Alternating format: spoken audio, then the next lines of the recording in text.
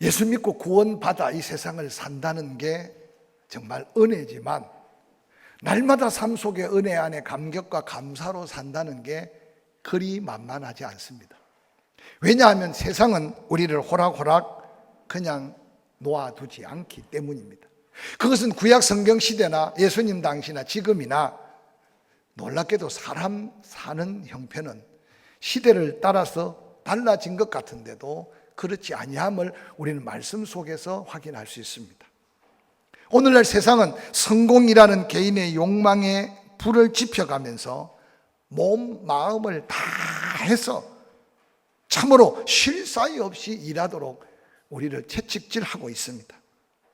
인생을 살면서 너무 놀라운 것은 세상은 우리를 조금도 쉬게 하지 않는다는 겁니다. 아니, 세상은 진정한 안식을 주지 않는다는 겁니다. 쉬지 않고 일하며 남다른 부를 누리거나 성공의 이름을 가졌다고 해서 그가 진정한 성공자가 아닌 것을 우리는 쉽게 알게 됩니다. 나폴레옹이 유럽을 정복하고 세계를 지배하려다가 워터루 전투에서 패전한 다음 세인트 헬레나 섬에 유배되어서 죄수의 몸으로 갇혀 있었습니다. 한때는 세계를 제패한 영웅이었는데 이제 죄인의 몸으로 초라해진 그의 모습을 세상 속에 드러내기를 꺼려했습니다. 그래서 나폴레옹을 만난다는 것은 참으로 어려웠습니다. 그런데 어렵게 한 기자가 그 헬레나 섬을 찾아서 나폴레옹을 만났습니다. 그리고 그가 조심스럽게 물었습니다. 지난날 다시 돌이켜 회상해 볼 때 가장 행복했던 순간이 혹시 기억에 남아 있습니까? 라고 물었습니다. 그 기자는 나폴레옹에게 대답을 듣기를 원했던 것은 어마어마한 전투의 승리로 많은 사람에게 박수 갈채를 받았던 어떤 순간을 그가 잊지 못하면서 지금 마지막 생애를 살고 있지 않을까 하는 생각 추측 속에 물었던 질문입니다. 그런데 백발을 이날리던 나폴레옹 조용히 지그시 눈을 감더니 두 눈에 눈물이 뚜루룩 떨어집니다. 그리고 그의 고백은 상상이 초월한 고백이었습니다. 내가 스위스의 알프스 산맥을 넘을 때였지. 잠시 전투가 그친 그 어느 주일 아침이었는데 산 아래 조그마한 시골 교회에서 예배를 알리는 종소리가 울려왔어. 나도 모르게 그 종소리를 듣고 그 예배당에 찾아갔는데 그날이 주일이었다네.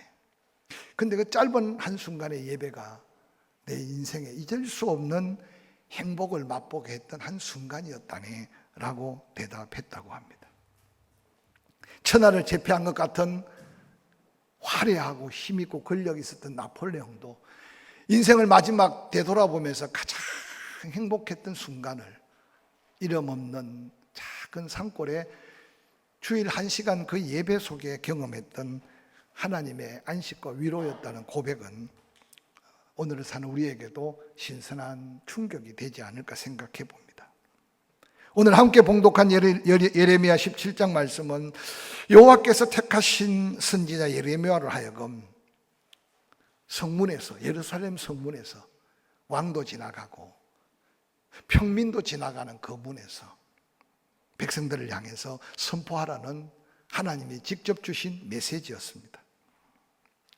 여호와 하나님께서 그 사랑하는 예루살렘 유다 백성들을 향해 던지는 이 메시지는 결론적으로 더 이상 세상과 짝하고 세상에 머뭇거리지 말고 이제라도, 아니 고난 속에 패망한 가운데 바벨론에 짓밟혀 울부짖는 그 가운데도 이 메시지를 기억하고 하나님께 나아와서 하나님이 말씀하신 그 안식일을 기억하고 성전에 다시 한번 설 수만 있다면 찢으셔서나 싸매시고 망하게 하셔서나 다시 세우신다는 하나님의 회복의 약속을 다시 한번 약속하고 있는 말씀이 오늘 본문의 말씀입니다. 저는 이 나라의 민족을 바라보며 기도하면서 이전에 누리지 못했던 경제적인 성장, 개인 가정뿐만 아니라 사회적인 부흥, 그래서 날 그것이 우리에게 안식을 가져다 두고 평안을 가져다 주고 그걸 통해 복음을 딴 것까지 전할 수 있는 것 같았는데 어느 날 우리는 내일을 예측하기 어려운 위기감을 느끼고 삽니다.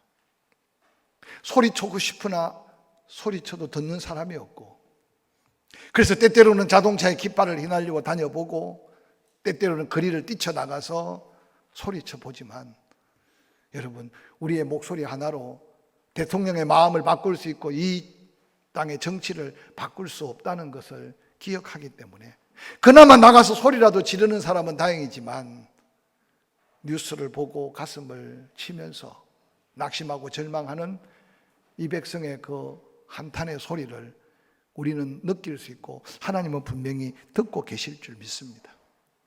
저는 이러한 조국의 형편뿐만 아니라 우리 개인의 삶을 돌아보면서 하나님이 예레미야를 통해서 이제 곧 남왕국 유다까지 바벨론의 짓밟혀 예루살렘 성전은 돌 위에 돌 하나 남지 않고 무너지고 성전은 불타고 그들은 어딘지 알 수 없는 타지에 짓밟히는 위기가 초일기로 다가오는 중에 하나님은 다시 예레미야 선지자에게 너희는 나를 떠나서나 나는 너희를 버릴 수 없고 너희는 나를 배반하고 우상을 섬겼으나 나는 끝까지 너희를 포기할 수 없다는 하나님의 사랑이 담긴 메시지가 오늘 본문의 메시지입니다.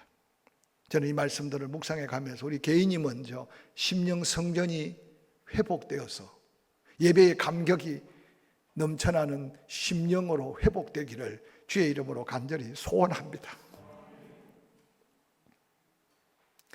우리의 가정들이 한 가정 한 가정 다 어떤 모습으로 예배하든 간에 하나님이 약속한 회복의 약속을 가슴에 품고 가정의 재단이 함께 회복되어서 그러한 가정들이 모인 이 성전이 정말 하나님이 기다려서 기뻐 받으실 예배로, 그 예배의 성공으로 인해 우리가 살고 그 예배의 성공으로 인해 이도성의 소망이 다시 일어나는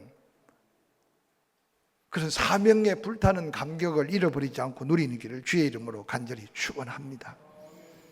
예레미야 17장 19절부터 이렇게 말합니다. 여호와께서 내게 이같이 말씀하시되 너는 가서 유대 왕들이 출입하는 평민의 문과 예루살렘의 모든 문에 서서 무리에게 이르기를 이 문으로 들어오는 유다 왕들과 유다 모든 백성들과 예루살렘 모든 주민인 너희는 여호와의 말씀을 들을지어다.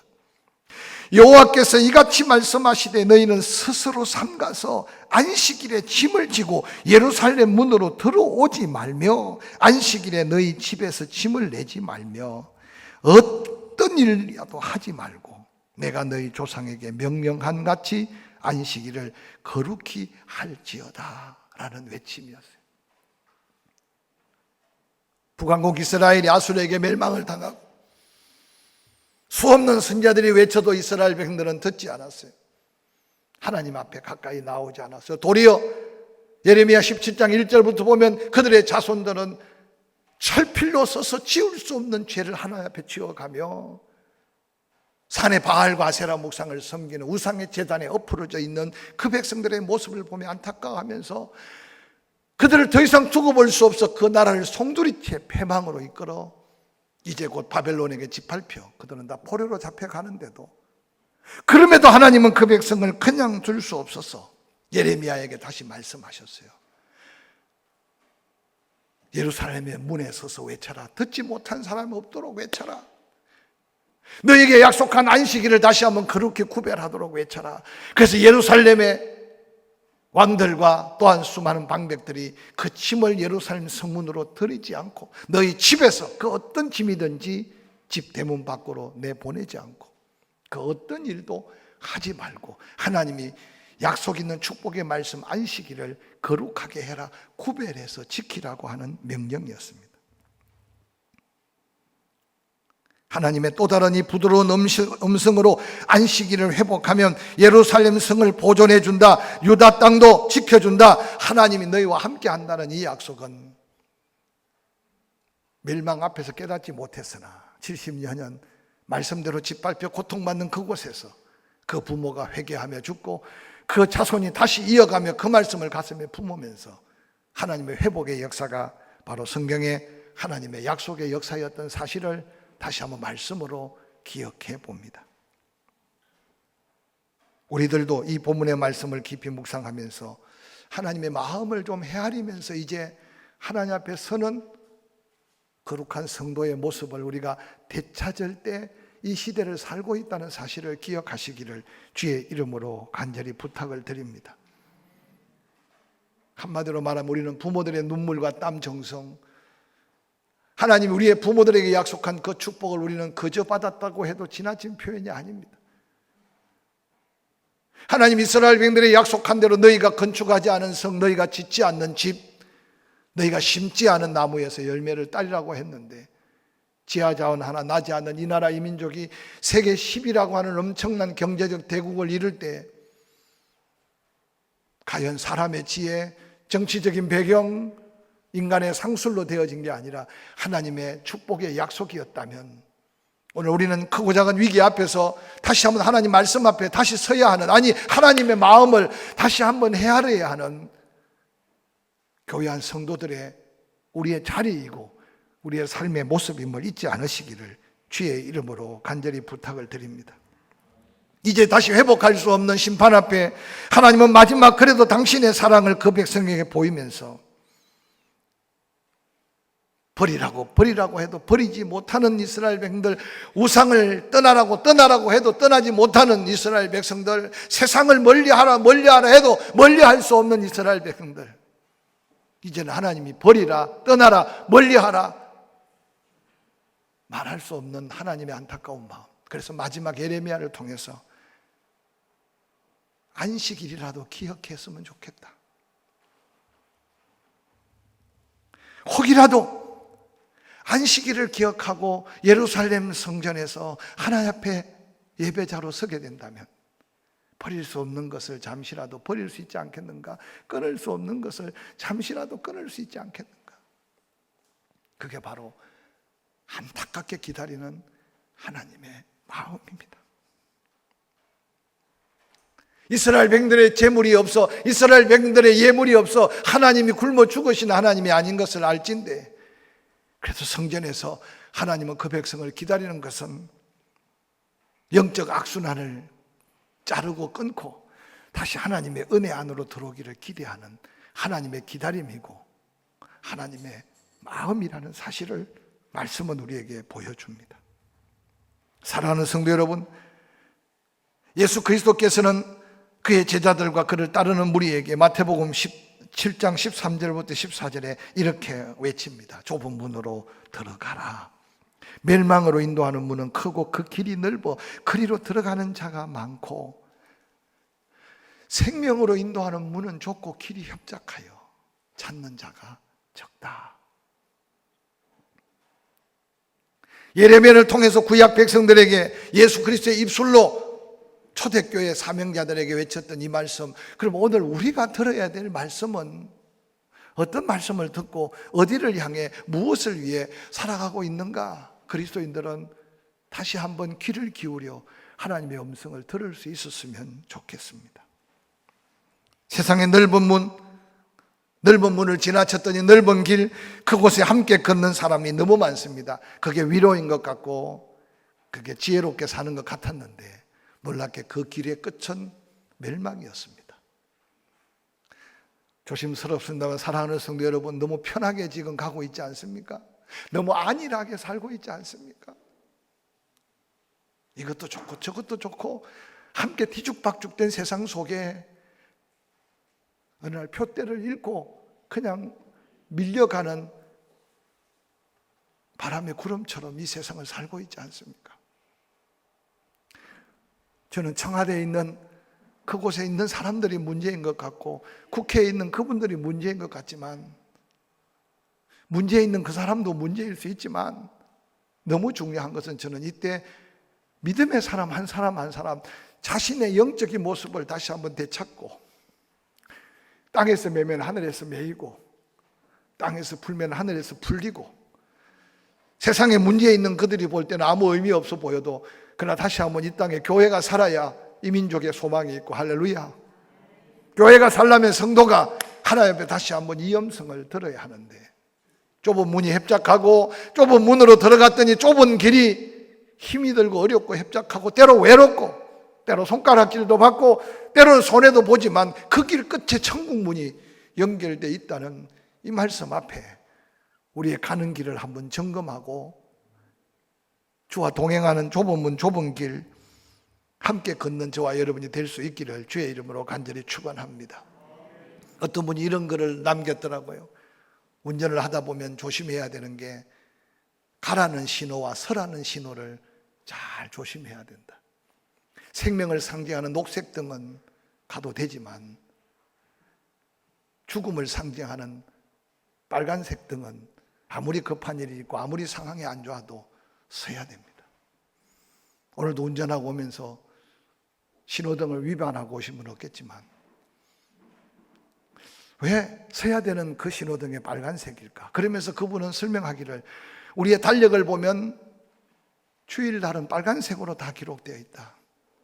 그래서 빨간색을 위반할 때는 생명의 위협과 그 후에 엄청난 위기감을 우리는 상상할 수 있어요.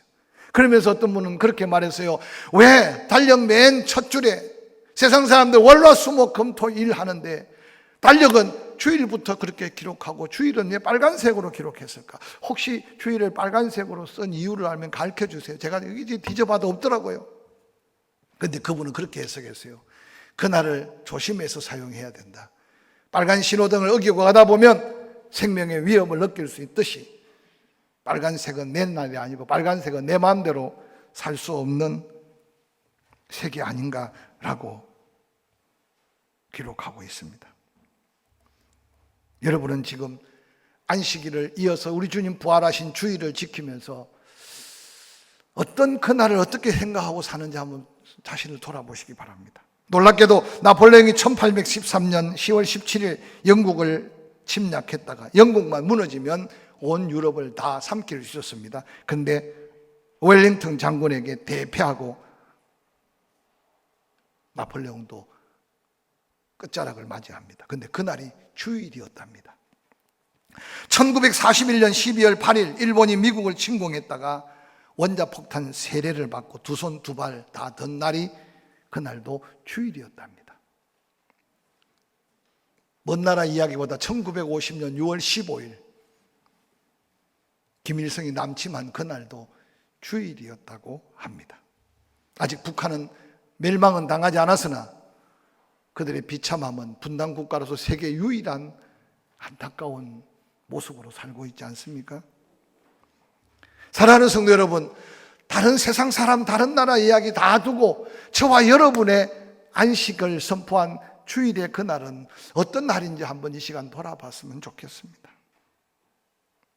안식일은 여호와 하나님께서 천지를 창조하신 대역사를 이루시고 당신께서 친히 안식하심으로 우리의 안식에 놀라운 본이 되어 주셨습니다. 그리고 안식일을 제정합니다. 그 이스라엘 백성들은 400여 년 동안 종살이하면서 안식을 잊고 살았습니다. 그때 그들은 안식할 수 없었고 안식이 없었습니다. 그런 불쌍한 그 백성을 출애굽시키고 광야를 거쳐 적과 꿀이 흐르는 약속의 땅에 들어가실 때 다시 이스라엘 백성들은 안식을 맛보게 되었습니다. 여호와 하나님께서는 이 안식일을 통해 그 백성이 진정한 하나님의 백성이라는 사실을 알리기 위해 하나님이 선포하여 명령한 축복의 날이었습니다. 이스라엘 백성들은 기나긴 400여 년 애굽에서 그들은 단 하루도 안식할 수 없고 편한 날이 없었습니다. 광야 40일도 그들은 안식할 수 없었고 편한 날이 없었습니다.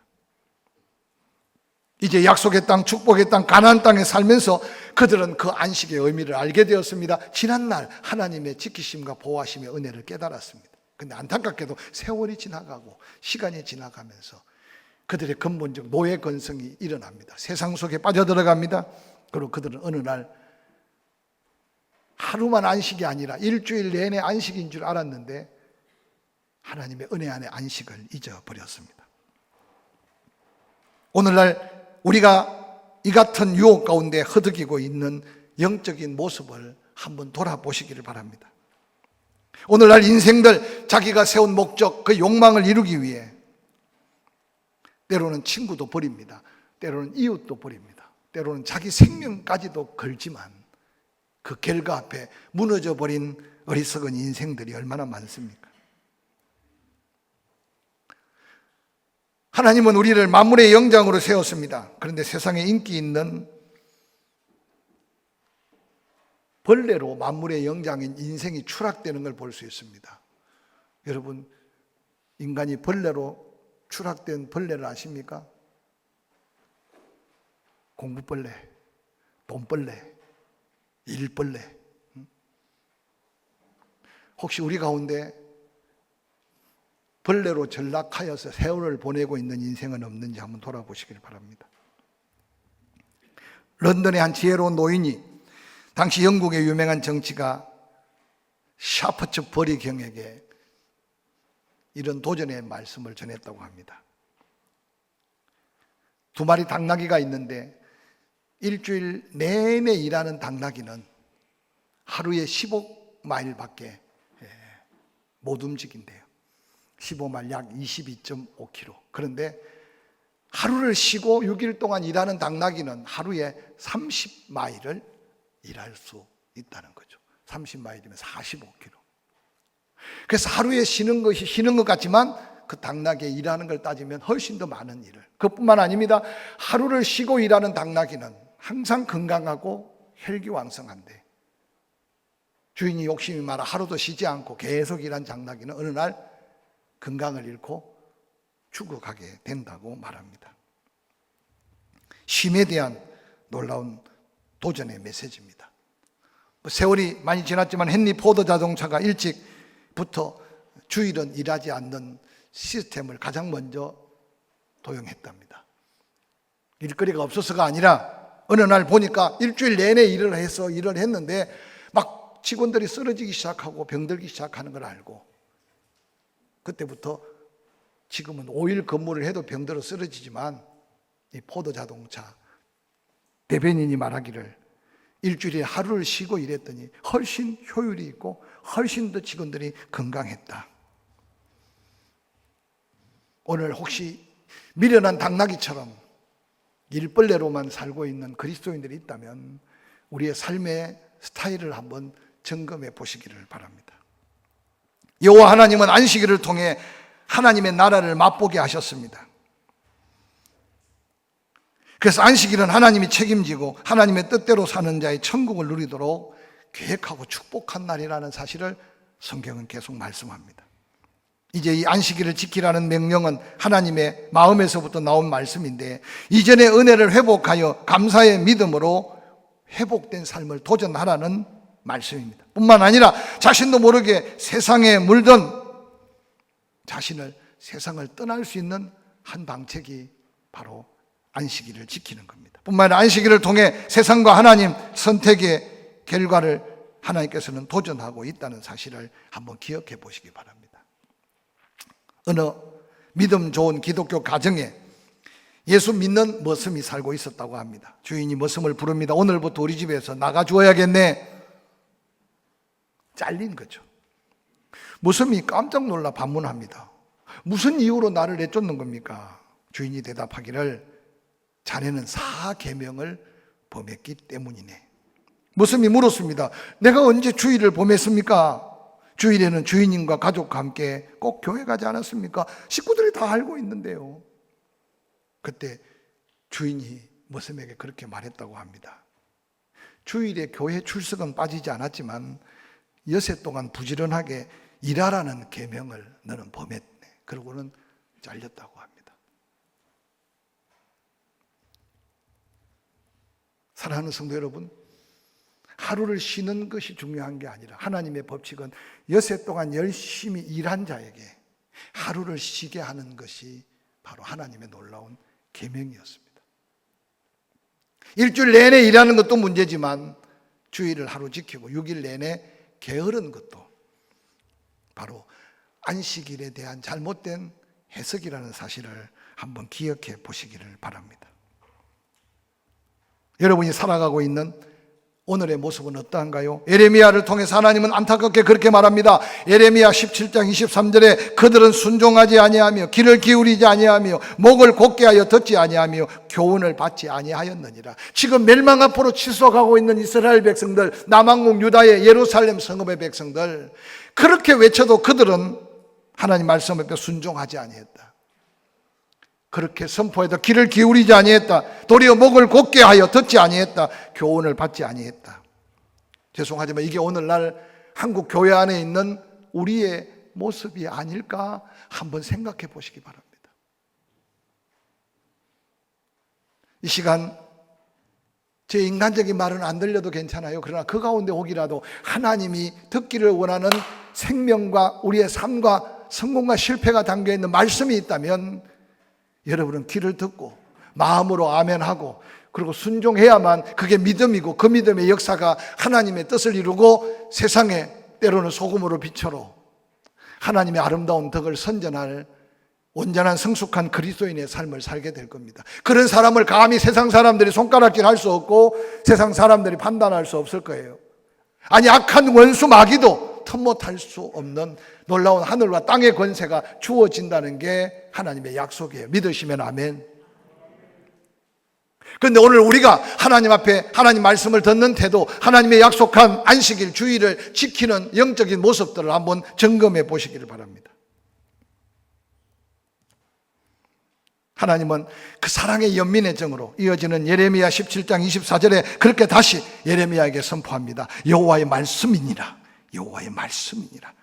너희가 만일 삼가 나를 순종하여 안식일에 짐을 지고 이 성문으로 들어오지 아니하며 안식일을 거룩히 구별하여 어떤 일이라도 하지 아니하면 다윗의 왕위에 앉아있는 왕들과 고관들과 병거와 말을 타고 이 성문을 다시 들어오게 된다. 회복하게 된다. 나라가 회복한다. 예루살렘 성이 회복한다. 뿐만 아니라 그들과 유다 모든 백성과 예루살렘 주민들이 함께 그리할 것이요. 이 성은 영원히 하나님의 보호 아래 존재하게 될 것이다. 여러분, 하나님의 약속한 한 날을 구별한다는 것이 단순하게 예배 한 시간을 드리고 단순하게 하나님 앞에 한번 찬양 빨것 기도 한마디 하는 게 아닐 수 있다는 사실을 다시 한번 기억해 보시길 바랍니다. 우리의 선조들이 드렸던 주일 성수를 할아버지에게, 할머니에게, 부모들에게 한번 되물어 보시길 바랍니다. 지나친 율법주의적인 생각도 없지 않아 있지만 그러나 그 마음 중심은 이날만큼은 온전히 하나님의 영광을 위하여, 그러고는 그날을 기다리고 토요일 되면 시장도 보고 주일날 혹이라도 실수해서 시장을 가거나 돈을 쓰면 부모님들에게 혼이 나고 그런 믿음으로 한국 교회 기초를 쌓았어요.